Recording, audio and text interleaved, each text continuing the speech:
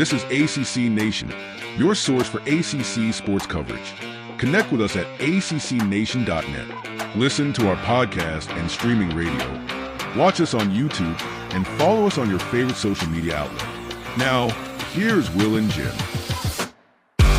Virginia Tech Hokie football. Welcome to this ACC Nation preview with Chris Coleman, lead analyst and columnist with Tech Sideline. That's Will Ojanen. I'm Jim Quist. Thanks for joining us. Chris, we're going to start out with a thumbs up for the win and thumbs down for the loss. And as Will likes to do, in case you're not really sure, because it is still early that you can do that. We can let you get away with that. So let's start out with this first game that is intriguing to me and on so many levels. Sunday, August 31st, this is going to be a TV game in Atlanta, Virginia Tech, South Carolina, 3:00. I'm not really sure what to think of this game, but I tell you what, I find it to be fun, at least in my mind. So what are you thinking? Thumbs up, thumbs down, or? I would say maybe on that 75% range. I'm not 100% convinced that Virginia Tech's going to lose, but I wouldn't bet on them either. I think, I've got to have a cheat sheet to do these interviews now, because when you add 50 new players to a team, plus a new offensive coordinator, a new defensive coordinator, a new strength coach, several other new coaches, including an offensive line coach. Virginia Tech has, I believe, 95 scholarship players, which means over half of the scholarship roster is new, well over half. So, and when you combine that with new coordinators, I don't think anybody knows exactly what the Hokies are going to look like schematically. I don't either. They kept the spring game. All spring games are generic, right? They're all vanilla. Right. This was like the king of vanilla spring games. You couldn't tell anything, which, obviously that they did with South Carolina on the mind. They locked down practices in the spring more than any time in the past. We saw no 11-on-11 work. I'm expecting more of the same in preseason camp in August. So it's one of those things where I rate Virginia Tech's chances better than your average Virginia Tech fan does right now. Okay. At least amongst our users, we have a lot of people that think Tech's just going to go down there and roll over and get beaten handily. I don't think that's going to be the case. I think they'll have a better showing than people expect because of that newness factor. And it's going to take South Carolina a while to adjust to that, probably. I wouldn't pick Virginia Tech to win. Ultimately, I just don't know that much about this team and this group of players yet. We're going to start learning there on the last weekend of August, though. We're going to find out really quickly, I think. So, and I'm sure that everybody's going to throw the kitchen sink at each other down there. Just this is an important game for both of these teams for their entire seasons, to be frank. So let's go on to our next game, Virginia Tech and Vanderbilt. I gotta say something here. I'm seeing an awful lot of TV games for Virginia Tech, and I'm beginning to think that maybe somebody knows something that we don't, Chris. So, as we go along, maybe, fill us in here. Virginia Tech versus Vanderbilt, 7:30 game. That's going to be on the ConNet, September 6th, the Saturday. Yeah. Thumbs down. I've got a thumbs up on that one. Vanderbilt beat Virginia Tech last year, but it was almost like a role reversal.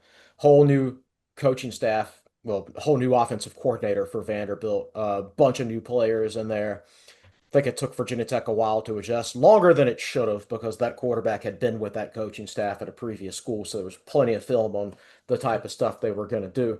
Mm-hmm. But if you saw Vanderbilt, they beat Virginia Tech. Obviously, they upset Alabama later. They had a good year for Vanderbilt, but their offense really bogged down in the second half of the season once the book got out. I think they only had one player drafted off last year's team, and that was like the punter or the long snapper or something like that. They were not all that a talented team. I think they just snuck up on people, took people by surprise. They knew how to use the personnel that they had. Credit to their coaching staff for that. I don't think they're not going to sneak up on anybody this year. And schematically, I think the book is out now. So I would favor Virginia Tech to win that game at home. That is a night game, like you said, and I think the ACC network, it kind of seems like whenever they get a chance to put Virginia Tech on in that night slot, they do it because why wouldn't you? Saturday, September 13th, Virginia Tech, ODU, 7 o'clock, also on the ACC network. ODU has been a thorn in everybody's side over the years, but it's a hit and miss proposition for them. So in this particular instance, thumbs up, thumbs down. Thumbs up. Virginia Tech should out talent ODU. The ODU got the Hokies a couple of times when Tech was down. Like 2022, that was the least talented offensive team I've ever seen at Virginia Tech. 2018 was the least talented defensive team I've ever seen at Virginia Tech. I'm not saying 2025 is way up here in terms of talent level, but they're going to have significantly more than ODU, in my It's a opinion. different ball game. Yes, yes, absolutely. So I see Virginia Tech with a win in that one. All right, Virginia Tech and Wofford. And another thing I'm noticing here, there's an awful lot of home games this season, Yeah. and it seems very much in favor of the Hokies. So this could be, if the coaching staff and the players come together, they could take advantage of that and be showing up in Charlotte at the end of the year. It's imperative that Virginia Tech start 3-1. If and like I say, I think they're going to beat Wofford. Well, I know they're going to beat Wofford, and I'm pretty sure they're going to beat ODU.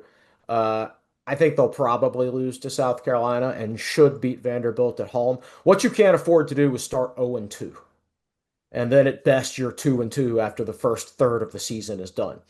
Which honestly, last year the Hokies were I believe 2-2. The year before that they were 1-3. They keep getting off to these terrible starts. And they can't keep doing that. And if you start out 0-2, you've got to win 6 out of your last 10 just to get to 500. And people around here are tired of going 500. There's over the last dozen years, I believe they've gone 6-6 7 times, and that includes the COVID year when they went 5-6 and they didn't play 12 games. Right? Maybe 6-6 would have been in the cards then, but there's no program in the country that's gone 6-6 more times in the last dozen years than Virginia Tech. And that type of mediocrity, it just leads to negative feelings. Like, people want to know the direction they're going in. Like, they either want to know that, yeah, we're going in the right direction, we're going to be good, everybody's happy. At the same time, if you go 3-9, changes are coming soon, and then maybe after that you'll have a chance to be good again. 6-6 every year just puts people in that middle ground that nobody really wants to be in. Speaking of similarities here to mediocrity, and I'll get arguments later when we do the NC State preview from their fans about this, but I look at NC State as being a team that has capability and sometimes is really shines, but there's no consistency. And for me, that's mediocrity. So here's an opportunity for Virginia Tech to go into Raleigh and maybe pull off a really good win, a solid ACC win against Dave Doeren and company. Thumbs up, thumbs down. Man, that's I would say. There's so much about, I don't know a lot about Virginia Tech right now with all these new faces, and so like trying to analyze the other teams is difficult. I think if you take the Dave Doeren era completely, I think there have been times where I thought they were really, really well coached. I remember them beating Carolina one year with a fourth string quarterback, and that's really, really hard to do. But at the same time, there seems to be that they've scratched the surface at times of that top level. They've had some great defenses the last over the years down there. Maybe not so much last year, but the few years previous.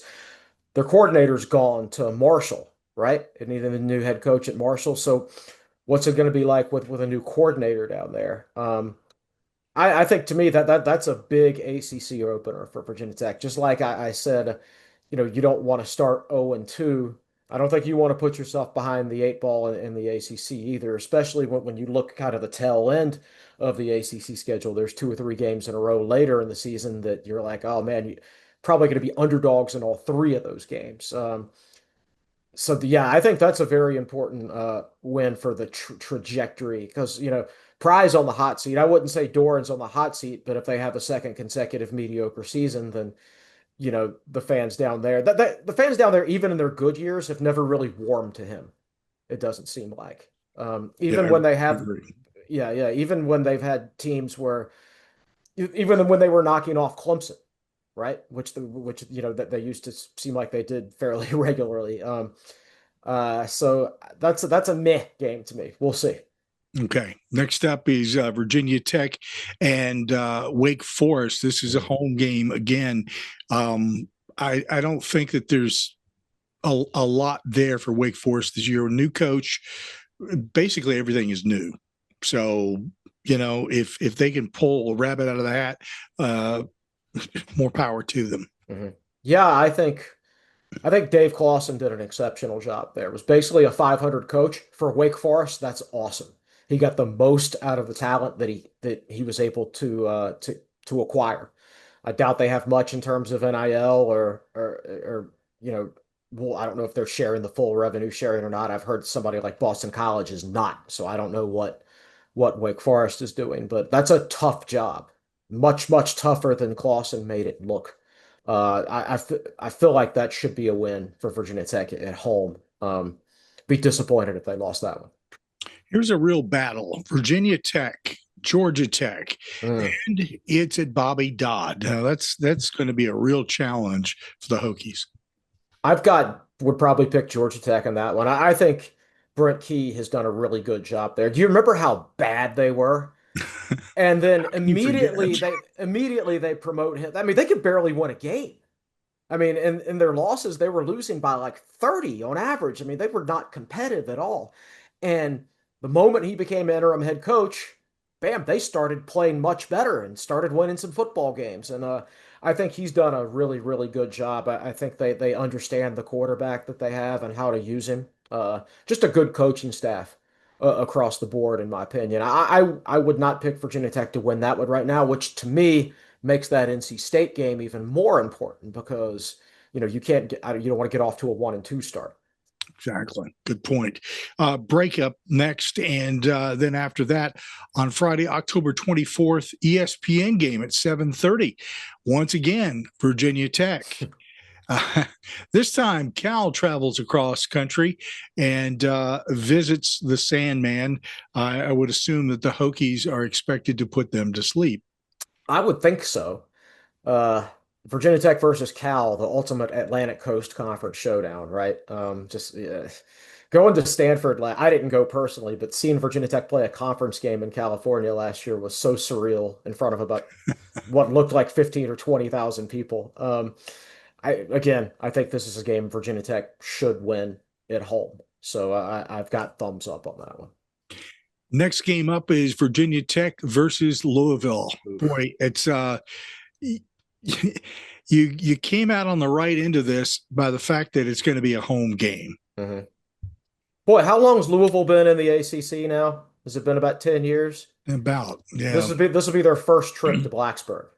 Really? Yes. Wow. It's absolutely ridiculous, these huge conferences these days. And the ACC has redone the scheduling model several times during that span. So it just never seems like they're on the schedule. Well, finally they are. I think they're a very talented football team. Uh, they have an excellent coaching staff who always seems to get the absolute most out of its quarterbacks. Their last two quarterbacks they had at Louisville have gone to the NFL. Um, and they've got that USC transfer who I think is a talented player, and I see things going well for them this year. I think they're one of the conference favorites. I could see them playing for the conference title this year, so I've got that as an L. Interesting.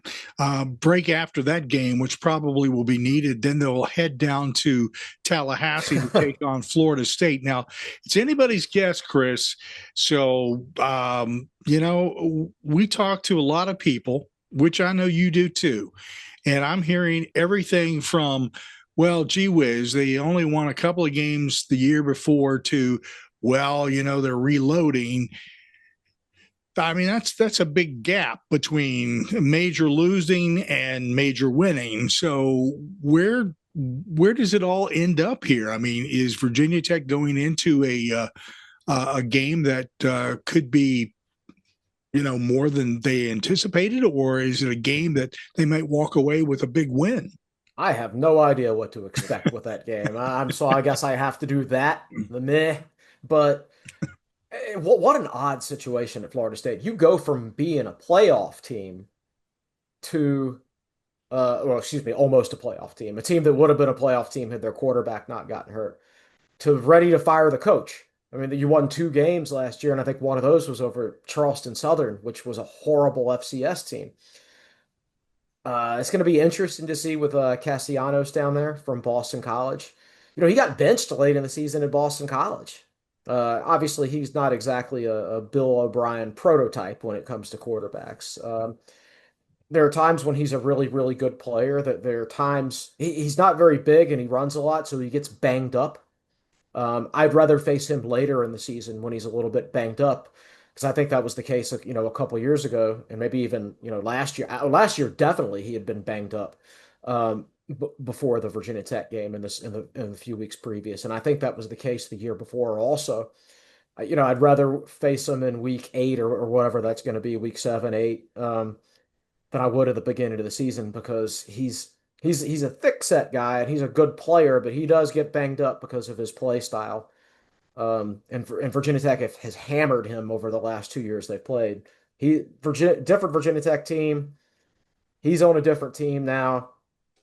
I'm picking Virginia. I'm going to pick Virginia Tech to win the game. I have no idea whether I would consider that to be an upset or not. I don't know if Florida State's going to win 3 games or 10 games. I could see anything. You just don't know what you're getting out of that program right now.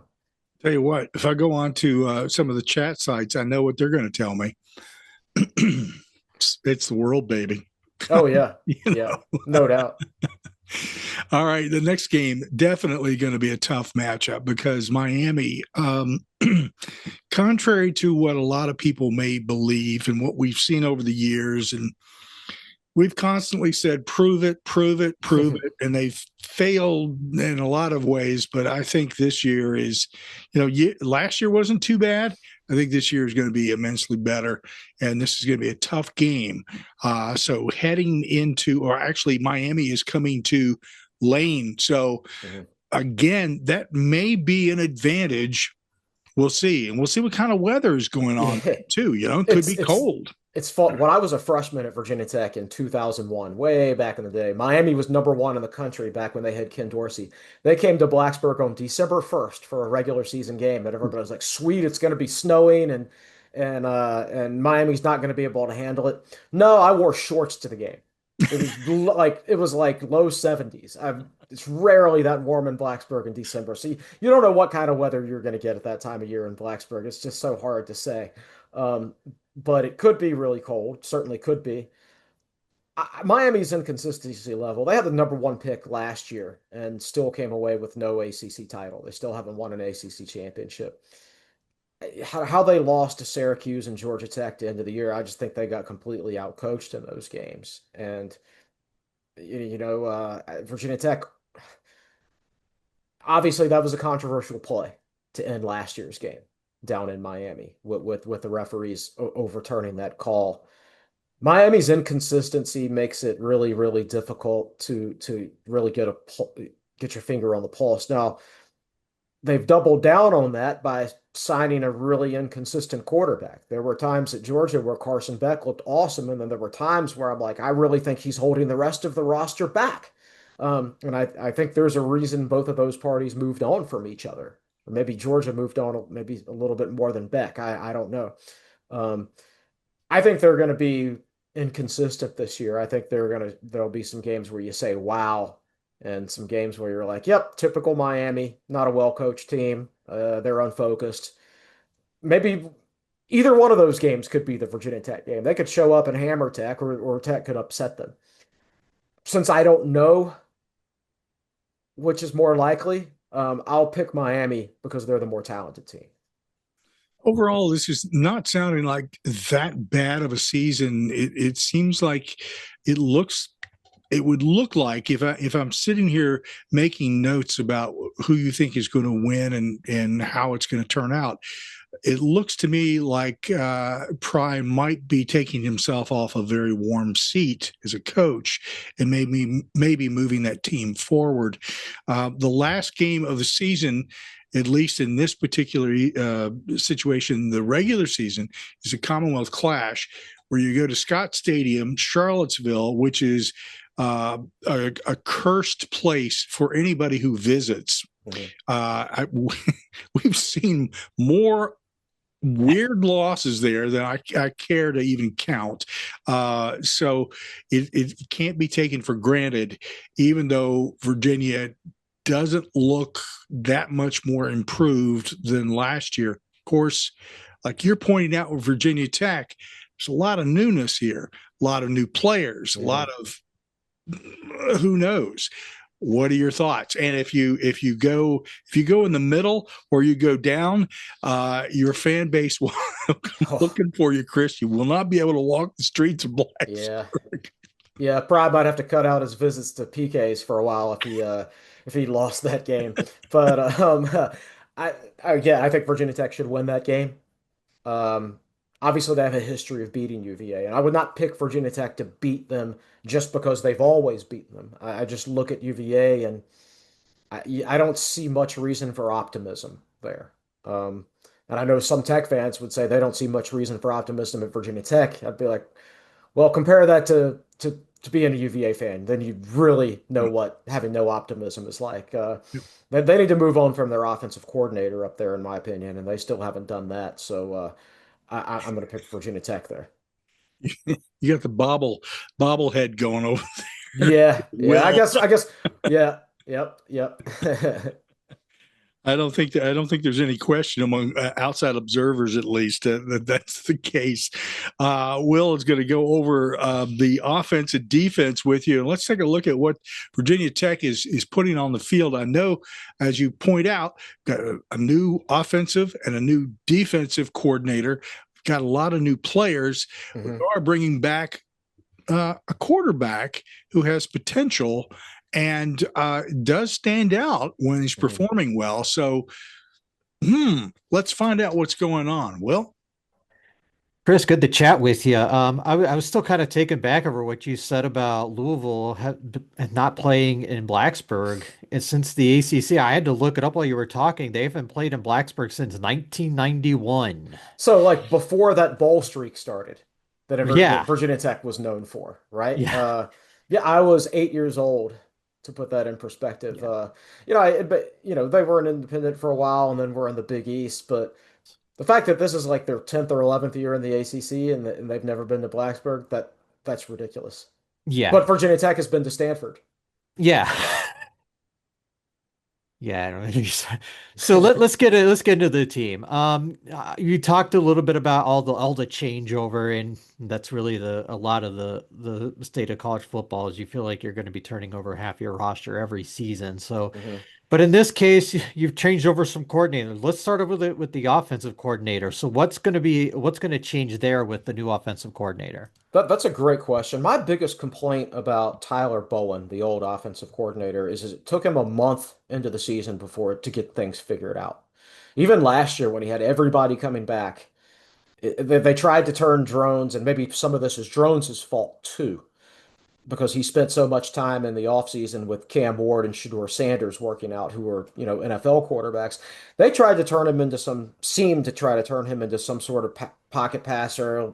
Let's go through 3 or 4 reads and things like that. That's just not who he is. And I don't, if you're an NFL quarterback, maybe you are, maybe you're not, but I know you're not going to be an NFL quarterback by trying to be somebody that you're not, right? And I think they started to make some headway once they figured that out and once they started going back to their 2023 style of offensive play, but then he got banged up after that. So I think it's very, very important that Philip Montgomery, the new offensive coordinator, and Kyron Drones be on the same page.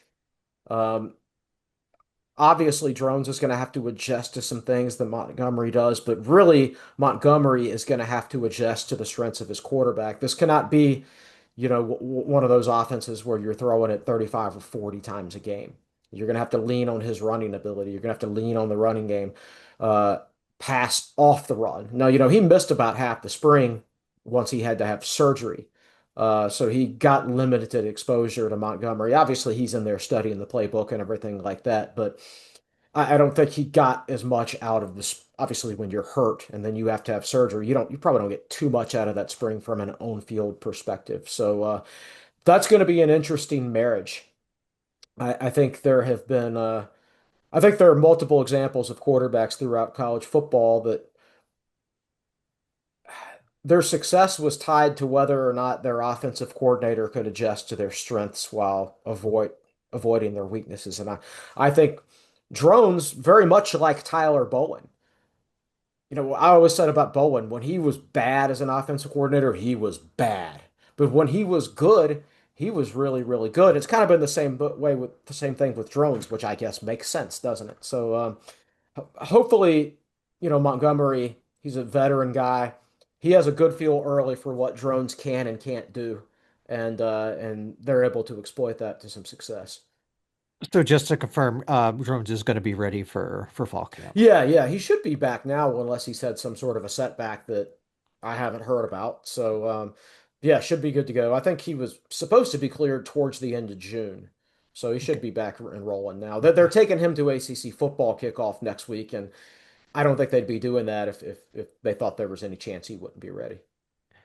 So there's an overhaul in the backfield at running back, and we lost a couple. Obviously, one player got drafted, another transferred. What's the running back situation looking like? Oh, I get to use my cheat sheet for the first time. It's a Oh, bunch of new faces. So they brought in Terry and Stewart from Bowling Green, 5'9", 220 pounds.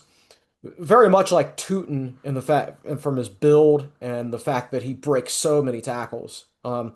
Tops in the country, I believe, over the last couple of years in forced missed tackle percentage. And it's all strength. He's not as explosive as Tootin. Where Tootin went to the NFL Combine and beat every other running back there in the 40 time. I would guess Terry and Stewart's more of a 4.5 or 4.6 guy rather than a 4.3 guy. So I don't think the big play is going to be there. And he struggled in pass blocking at times too. So I don't think he's going to be an every down workhorse like Tootin, but when he does carry the ball, you're going to see some similarities.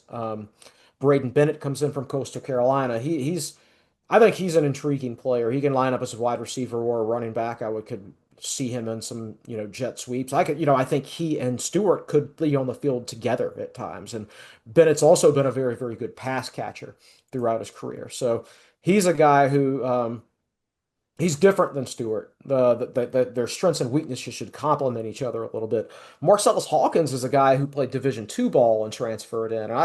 He's kind of a bowling ball, 5'11", 220-ish. I had a Tech defensive player tell me, I interviewed a couple guys last week and I said, name me an offensive and a defensive newcomer, one guy from each side of the ball who's standing out to you.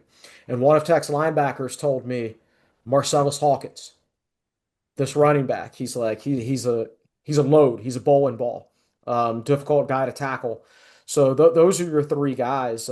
Jeremiah Coney is a guy that had a really good game at Syracuse last year with Tootin hurt, but had a fumble in that game, and it seems like they lost trust in him completely because the next week against Clemson, they only gave the ball to the running backs 4 times in that game. All to Tootin, who was injured. They tried to use him as a decoy, and they didn't. Honestly, it was bad Tyler Bowen that day. I'll say that. But he's a guy who's a good athlete. They've always seemed like they've been kind of high on him, but they've seems like they're also spent this past offseason trying to recruit over him. so there's another big overhaul at receiver. Obviously, your top four receivers in terms of yardage are gone. The name to know out of that receiving group is Donovan Green, who we Hmm. know when he was healthy at Wake Yeah. Forest, he was a stud, but that was the biggest problem with him.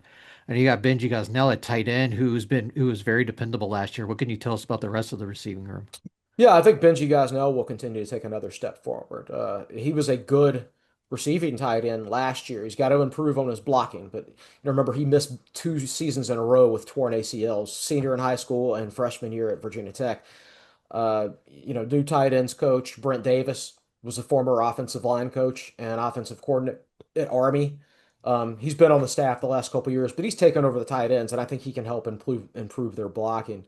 As far as the receivers go, Donovan Green, four-star recruit originally, went to Wake Forest, kept getting hurt. When he's healthy, he's been very, very good.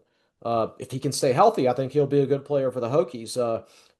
The brothers Green, as I like to call them, Aiden Green is the returner for Virginia Tech, and I think he's a naturally gifted guy. And now that those seniors are out of here, he should have an opportunity to take the next step. You saw him a little bit later in the season making more and more plays. Beyond those guys, it's a bunch of unknowns. Tucker Holloway has been a great punt returner for Virginia Tech, but he's coming off a torn ACL, and I think he's only caught 6 or 7 passes in his career anyway. Cameron Seldon is a transfer from Tennessee where he was a running back. He hasn't really played wide receiver since high school, if even then. And so he's very, very raw. Isaiah Spencer is a transfer from Jackson State, an FCS school, who he's my sleeper pick to be more productive than a lot of people think. It wouldn't shock me if he started in the slot for Virginia Tech. Keelan Adams, Chance Wiggins were, kind of four-star guys, but they're redshirt freshmen. How ready are they going to be for prime time? So yeah, there's a lot of unknown there. I think there's enough physical ability, but again, my bigger concern, like how productive, it's not how many balls they catch, because I don't think Virginia Tech, Drones isn't that type of quarterback where any of his receivers are going to catch like 50 or 60 or 70 passes or something like that. He's just not that type of quarterback, in my opinion. But just be productive when it matters. Jalen Lane, it's funny, he was a fourth round pick by Washington, and Todd McShay said, and apparently he's already doing really well for Washington in mini camps and things like that. And Todd McShay said nobody realized how good Jalen Lane was in college because he didn't have a quarterback who could get him the ball, right? Um, and he didn't have an offensive coordinator who understood how to use that quarterback. So you never know with a new offensive coordinator, if he knows how to use drones and knows how to use these receivers, there could be a sleeper in here for sure. Or it could be a major question mark, and after a few weeks, you're like, yeah, we don't have enough at wide receiver. It's just too early to tell. Yeah, it could be, and for all we know, Donovan Green can be hurt again, and Yeah, we're in the right. same. But hopefully, he can stay healthy because he was great for so long, and Absolutely. I wish him nothing but health. Offensive line. I know they brought in a new coach there. They do have to replace a couple of starters there. Is this going to be an area of improvement this year? I don't know about that. I think they lost 2 starters to the SEC who are going to be starting for Auburn and LSU. And one of those is an NFL offensive tackle. I think Matt Moore, I really wish Tech tried to hire him before the 2023 season, but he was comfortable at West Virginia. He's not a guy who's always trying to look out and move on to the next big, brightest job or anything like that. So he elected to stay. Hopefully, he's a long-term offensive line coach for Virginia Tech because that position has had entirely too much turnover recently. I think he'll be the fourth offensive line coach since 2021, and that's just too much turnover. He brought Thomas Remack with him, who was the highest grading interior offensive lineman in the Big 12 last year from West Virginia. Very, very good player. Could play tackle or guard. Played right tackle, I believe, in the spring game. I guess that's probably where they'll start him out, but who knows at this point. He brought some other transfers from West Virginia too, but they're young guys. Lucas Austin, offensive tackle, he'll need some time to cook. Same thing with Gavin Crawford, who will only be a true freshman. But Kyle Altuner will probably start at center as a redshirt freshman. He's a transfer from West Virginia. Very, very high on him, but missed his redshirt year with an injury, and he's going to be a very, very young player. Um, this offensive line is like Ken Brody Meadows, Johnny Garrett take the next step. Montavious Cunningham was a decent transfer they brought in last year, but who never really settled in. How does he settle in with a new offensive coaching staff? So I just look at this list. It looks like it's 15 scholarship offensive linemen. 7 of them are redshirt freshmen or true freshmen. 3 of them are redshirt sophomores. So you've got some youth there. They did bring in Jaden Muskrat as a grad transfer.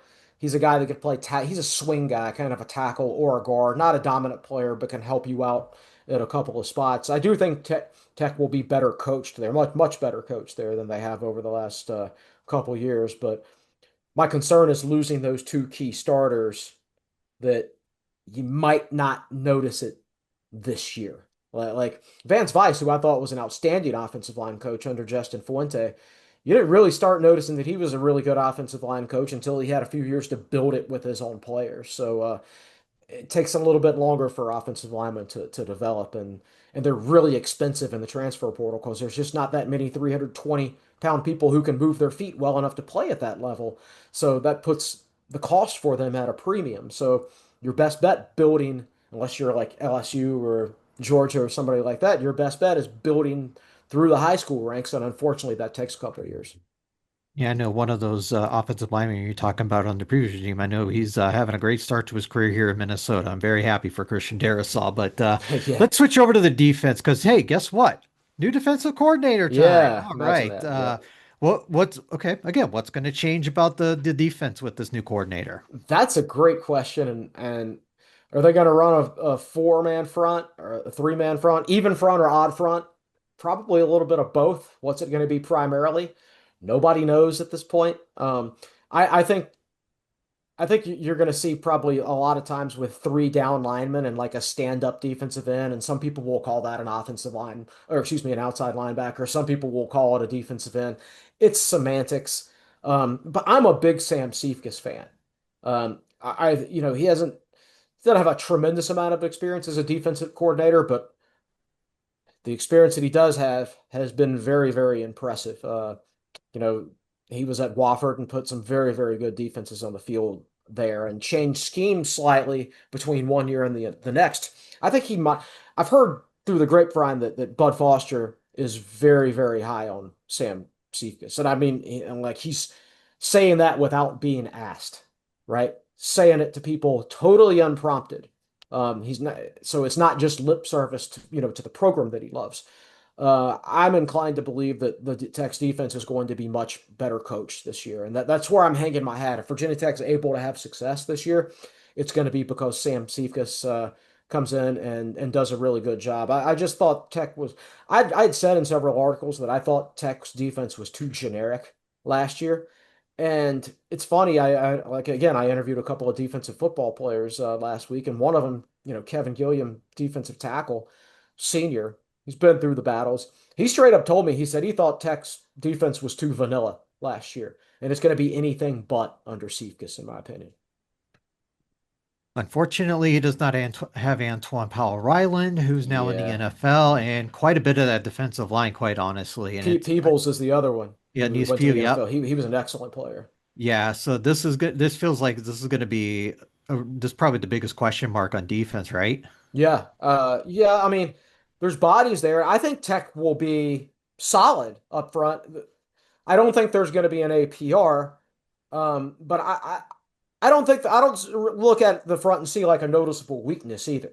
I think it'll be solid across the board without a star, and maybe a little bit more consistent if the defense itself is schemed better. They're going to play with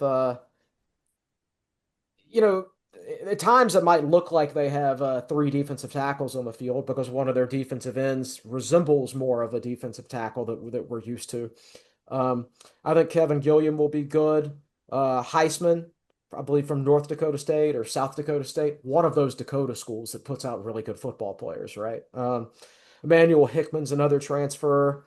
Arius Nash, he came in January. I'm not sure how he fits into the new scheme. I've always been high on some of the younger defensive tackles in the program. Emmett Laws, I thought was a great recruit. Um, Ben Bell, I heard, he's an edge player. He was one of their top targets and should be one of their top pass rushers this year, maybe the top pass rusher. Overall, I'm optimistic about this group. Again, I don't see like surefire 100%. I know this guy is going to be a stud, but I don't look at any of these guys and say, well, he can't play at this level, right? I think they're going to be fine there. It's the Line next position group we're going to talk about is where I have my question marks. Okay. Linebacker. I think this is an interesting one because they have guys back and they loaded up in the portal, but I feel like I guess there's a lot less of a question to me. Where do you stand with the linebackers? Where I stand with them is, yeah, they bring back a lot of experience, but a lot of experience playing really bad football.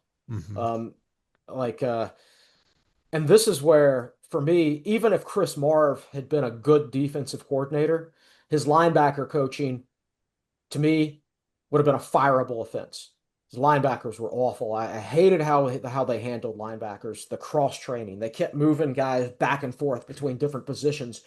Jaden Keller is a guy who has played honestly bad football over his first 3 years at Virginia Tech. I don't necessarily put that all on Keller because he didn't play much defense in high school, if any at all.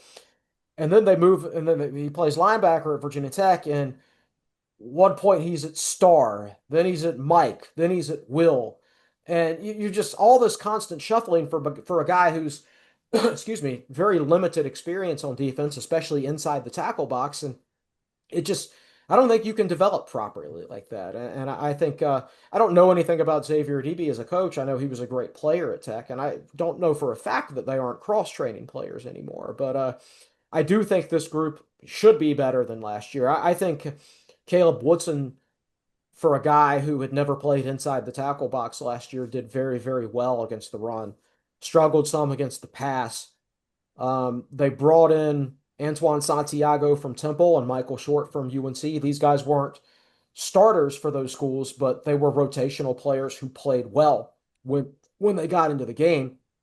So, and then you've got behind them, you've got a guy like George Balance, who's a walk-on, who probably should be on scholarship at this point, and I think he could work his way in there anyway. He's a good instinctive player. This group, like I think by bringing in Santiago and Short, if Keller plays like he did the last few years, there's competition now, right? And you can put somebody else in there. On paper, this group should be better, but it's one of those things where I need to see it, right? Because they played so poorly for the most part the last couple of years that you're kind of in show me mode. Like I trust that the coaching on defense is going to be much, much better, but like, is Jaden Keller, he's a great athlete, but is he actually a good defensive player, or was he just poorly coached before? I don't know. Secondary, obviously a big loss. Mansour Delane ended up portaling out. So what do we need to know about the secondary? Yeah, they lost Josh Clark, a redshirt Hmm. freshman. He tore his ACL in the spring, and I think he was a guy who had a chance to be the third cornerback, maybe even still a starting spot. I think he's a talented player. Dante Lovett got a decent amount of playing time last year as the third corner and did well. I think he's a good player. I think he's got to get a little meaner sometimes. I think he's a really, really nice guy, kind of a happy-go-lucky guy. I want to see game face Dante Lovett next year. I want to see a little bit meaner version of him, and if we get that, he can be a really good player.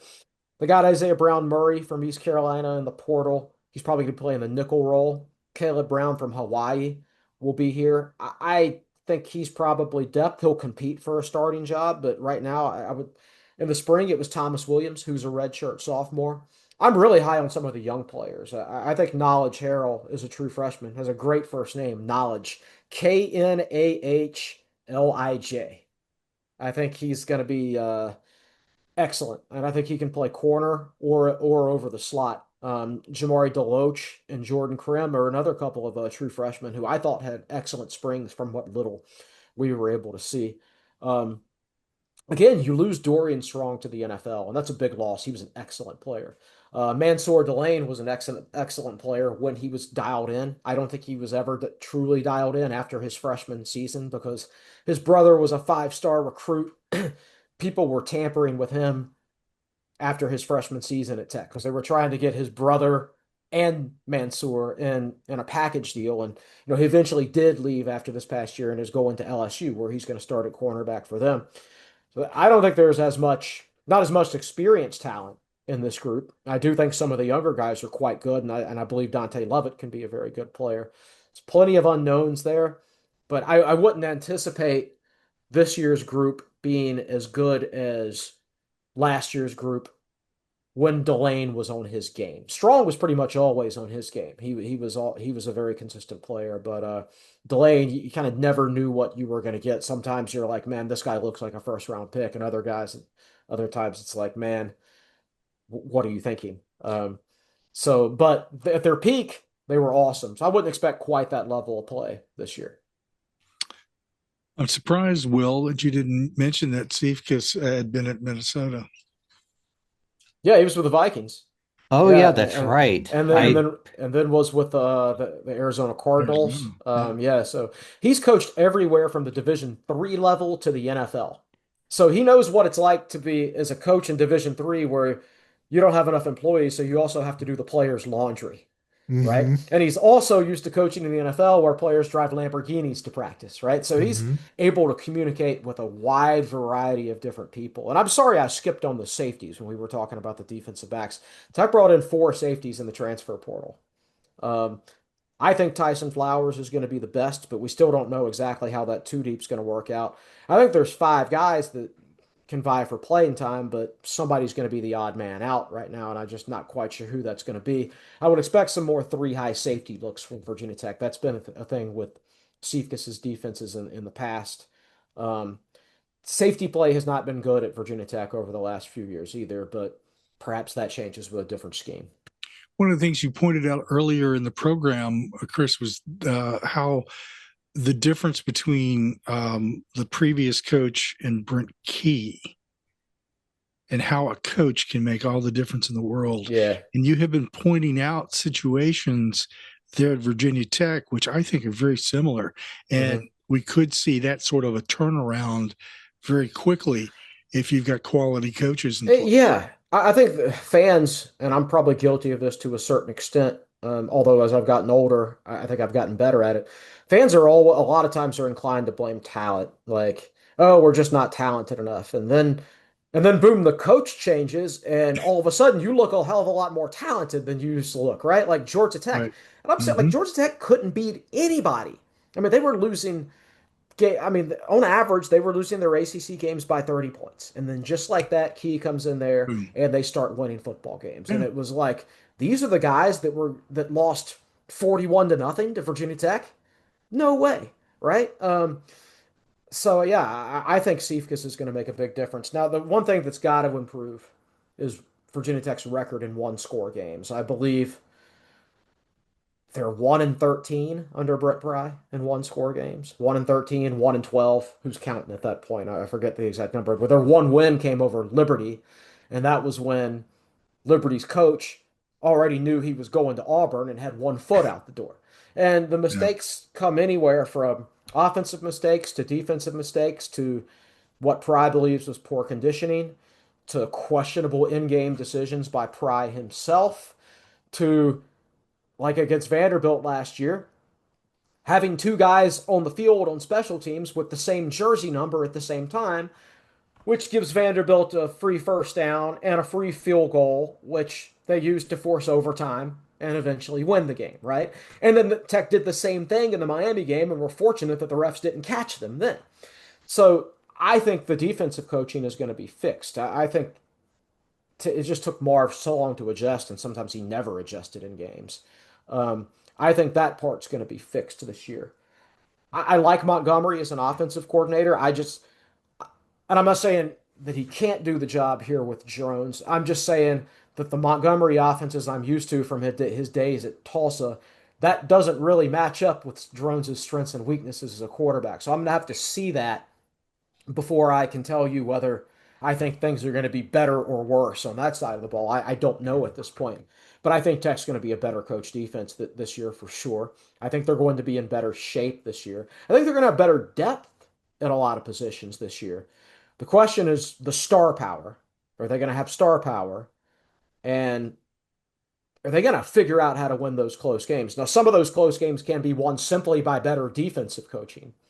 But Pry himself is going to have to start doing a better job also.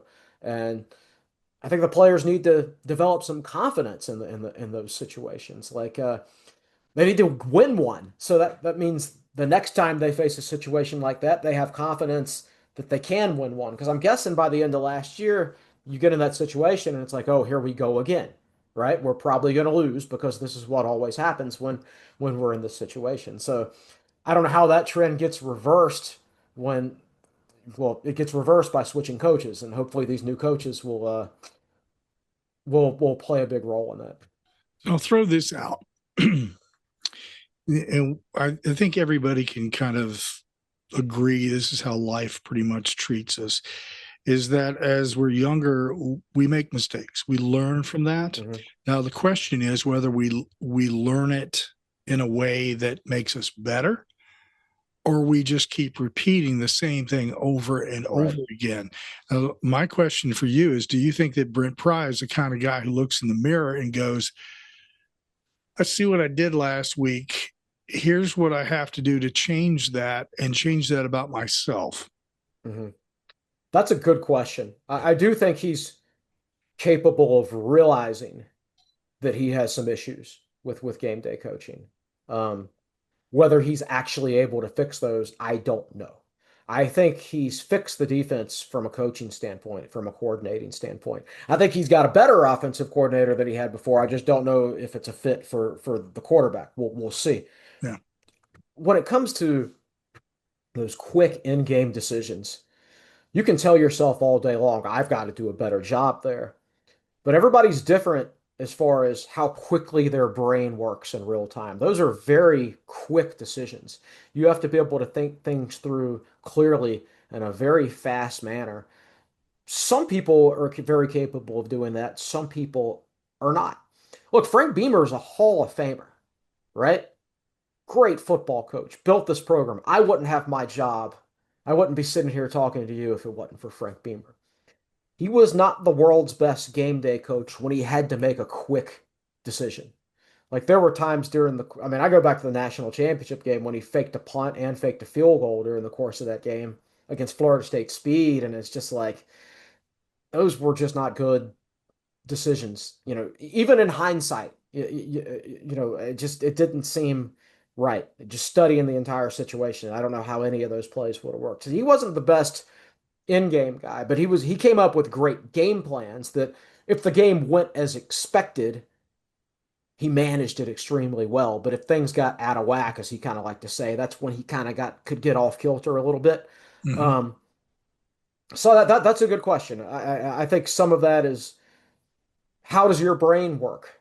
And Pry's he's not a young coach. He's an inexperienced head coach. I'll say that. But he's been around a lot of head coaches during his life. His dad was a longtime coach. He was with Franklin at Penn State for a long time. I don't know if that part of it's going to get better, but I also think with better defensive coaching, better offensive coaching, and better strength and conditioning, that I don't think that spotlight would have been on Pry nearly as much last season because the Hokies would have closed out Rutgers just because their defense would have played better. They would have closed out Vanderbilt because they wouldn't have spent the entire first half not knowing what to do against Vanderbilt's defense, or the whole game not knowing what to do against Diego Pavia. And so whatever in-game deficiencies he has would have been covered up.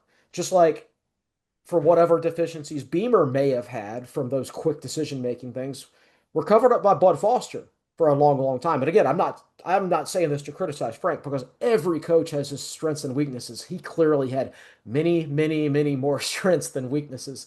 But so I don't know if that part will get better, but it doesn't necessarily have to get better for Virginia Tech to improve quite a bit. Remains If those other things improve. Well, yeah, we'll start to see the answer, a more definitive answer to that this season. I think with these two new coordinators and the change in personnel on the field, there should be something that we can put our teeth into and go, this steak is good, or it needs to go back, right? One or the other. So, Will, any last questions for Chris before we let this man go and have a life? Yeah, one final one from me. We talked about the schedule at the beginning of this, and it feels like just based on the way things are shaping, it's going to be right around that 6-6 mark this year. And I get the sense the answer is probably going to be one of two games. Which game do you see on this schedule where you look at it and say Virginia Tech has to win this game? Let's assume they lose to South Carolina. I don't think that's a foregone conclusion, but let's say they do. That makes Vanderbilt a must win. as bad a mood as this fan base is in after last season. You know, you have to remember last year, Brent Pry went down and did interviews at the ACC football kickoffs, and he said he'd be disappointed with anything less than an appearance in the ACC title game. And they went 6-7 and then had a bunch of players go to the NFL and clearly were poorly coached last year on both sides of the ball. If they start off 0-2 this year after that disappointment last year, it's going to be hard to come back from that. That makes that Vanderbilt game extremely important. You cannot start 0-2. And again, you know, I think there aren't many games on the schedule where I say that's a definite win, but there's also not anywhere I say they're definitely going to lose. I think they have a better chance to beat South Carolina than I do Louisville. I think Louisville's very good, and Tech will be playing them towards the end of the season when the fog of war has lifted from the Virginia Tech's new schemes. South Carolina's not going to have a great idea of what Virginia Tech's going to do, which is why I think Virginia Tech can win that football game. Let's see the other one. Yeah, I think that NC State game again is kind of a toss-up game, and on paper should be a close game, right? Can you win a close game? And again, if you win that one, let's say Virginia Tech loses to South Carolina, beats Vanderbilt, beats Old Dominion, beats Wofford, so they're 3-1. If you win that NC State game, which that is the opener, I believe, right? Yeah. If you win that NC State game, then you're 4-1. And then you got Wake Forest next. You got a chance to be 5-1 and then 2-0 in the ACC. That's a great start. Like, people are happy. You're off the hot seat, right? Or unless you tank it down the stretch, you're off the hot seat. You hired a coaching staff that can coach. But if you lose that Vanderbilt game, you're 0-2, and then you lose that NC State game, you know, you're sitting there at 2-3. And I think the NC State game especially is a toss-up game. So I think, yeah, those two, Vanderbilt and NC State, that's what I'm going with. Interesting. Wow. Okay. And I'll say this, I can see Virginia Tech going anywhere between 4-8 and 8-4 this year. Mm-hmm. And I think there's a lot of teams. People get caught up in star rankings, and there's only about 354 or 5-star players come out every year. The vast, vast majority of college football players are 3-star recruits.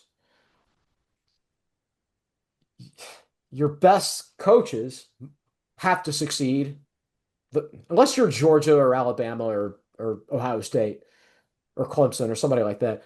You have to find a way to succeed with 3-star recruits, right? Everybody has similar levels of talent because of that. And it's a lot of times it is a fine line between 4-8 and 8-4. You got to win some of those close games. I mean, Virginia Tech lost a bunch of close games last year and went 6-6. You know, you find a way to close Rutgers and Vanderbilt out, and you're 8-4, and we're not having this conversation about being disappointed about last year. So I could see Virginia Tech going anywhere from 4-8, 8-4, and the fact that I've got to have a cheat sheet now to remember everybody's name, that's why. It's just so much unknown. I could see things going well. I could also see things going poorly. Keep a cheat sheet with you for the rest of the season. Yeah. Probably going to need it. Chris Coleman, lead analyst and columnist with Tech Sideline, has joined us for this preview of the Virginia Tech Hokies. It's interesting, top to bottom. Boy, a lot to digest here and to watch closely during the season to see exactly how this all plays out. If I'm a fan of Virginia Tech, I'm not really sure right at this point what you've done for me, Chris, other than just, I know. Just sort of tighten me up a little bit more. So, you know, if the number one question, obviously, that we get asked at TSL in the offseason, if you see somebody random at the gym or at Kroger or the bar or whatever, how do you think the Hokies are going to do this year? I don't know. Like, generally, I can, you know, I'm like, well, I think they'll do this. They should do this, blah, blah. And this year's like, I literally have no idea. I've never, even like Pry's first year, I didn't feel like things were as big of an unknown as they are going into this year. Yeah. That maybe that's just me, but yeah, I literally have no idea what's going to happen. I'm just buckling up and ready for the ride. Too many variables in college football now for anybody to really have a good grip on what's going on. Hey, Chris, thank you so much for joining us. We appreciate it as always, and a great look at Virginia Tech. And here's hoping for a good season for the Hokies. Hey, thanks, guys. Really enjoyed it. Appreciate you having me on. ACC Nation, your source for ACC sports coverage with Will and Jim. Be sure to like, subscribe, and follow us on our podcast, streaming radio, and YouTube. Connect with us on Blue Sky, Reddit, Instagram, Threads, Mastodon, Facebook, X, and LinkedIn.